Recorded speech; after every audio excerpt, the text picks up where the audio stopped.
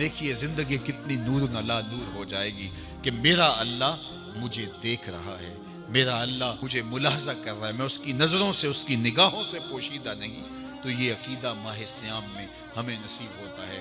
اور اگر ہم نے ماہ سیام کے دامن سے یہ سب کچھ نہیں سیکھا اور پورا مہینہ بھوک کاٹی، پیاس کاٹی اور مہینہ گزار دیا، اور عید کے دن وہیں کھڑے تھے جو ہم 29 شعبان کو جہاں کھڑے تھے، تو پھر ہم نے رمضان کی برکت کیا پائی؟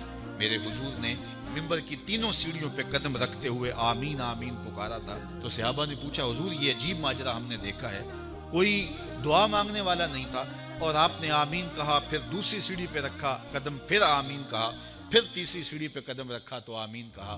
فرمایا میں نے پہلی سیڑھی پہ قدم رکھا تو جبریل حاضر ہوئے اور انہوں نے کہا اس شخص کی ناک خاک آلود ہو جس نے ماہ سیام رمضان المبارک کو پایا اور اپنی بخشش نہ کروا سکا۔ تو میں نے اس پہ آمین کہ ماہ سیام ملے، رحمتوں کی برکھا برستی ہو، جنت کے 8 دروازے کھلے ہو، جہنم کے در بند کر دیے گئے ہوں، ایک نفل کا ثواب فرض کے برابر ہو، فرض کا ثواب 70 فرضوں کے برابر ہو، رحمتوں کی برکھا ہو اور بندہ اپنی بخشش بھی نہ کرا سکے، تو کہا اس شخص کی ناک خاک آلود ہو۔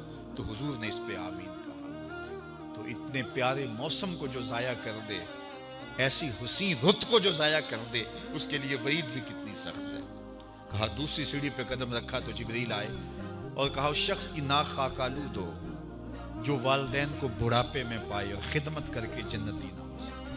منبر کی تیسری سیڑھی پہ قدم رکھا تو جبریل آئے، انہوں نے کہا اس شخص کی ناک خاک آلود ہو جس کے سامنے آپ کا ذکر کیا جائے اور وہ آپ پہ درود نہ پڑے۔ اللہ اکبر۔ رسول رحمت کا نام آئے تو درود و سلام پیش کرو، ان کا ذکر آئے تو تمہاری روحیں بھی درود پڑھیں، تمہاری زبانیں بھی درود پڑھیں۔ اللہم صلی علی سیدنا و مولانا محمد معدن الجود والکرم۔ ان کا ذکر روحوں کی غذا ہے، ان کا ذکر دل کا قرار ہے، تو ان کے تذکرے کی خوشبو سے اپنے ماحول کو معطر رکھو۔